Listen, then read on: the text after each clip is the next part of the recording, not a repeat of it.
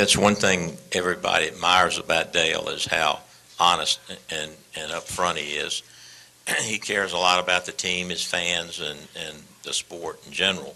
And but when he knew that there was something not right, he went to see Dr. Petty here, and you know, I admire him. I think a lot of guys would try to play hurt, but when the doctor tells you you get hit again, like right away, it could be catastrophic. So, you know, I think this deal has worked out extremely well as it could. I mean, we were so happy yesterday that the MRI was completely normal, that no damage.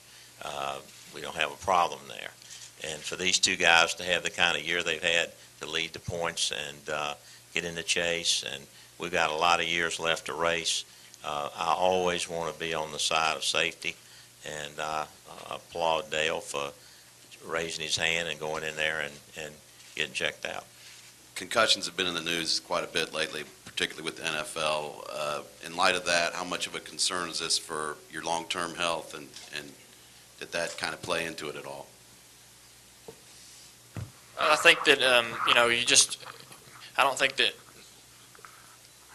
it played into it a whole lot. You know, when something happens to your body, you know, if I want to, you know, live a healthy life, so I'm going to make sure that I'm doing the right thing, and that's all I felt like I was doing here. And you know, I think that if I give myself time to, you know, get healed up, I can race for as long as I want to race, and that's my objective. First and foremost, I think I just want to open up by saying, you know, how proud we are of Dale Jr. and the entire team. It takes a lot of guts for an athlete of his caliber, where he stands in the sport, where he stood in the chase, to come up here, admit he had an issue. It's everyone's responsibility in this sport to participate in the safety of all of our athletes.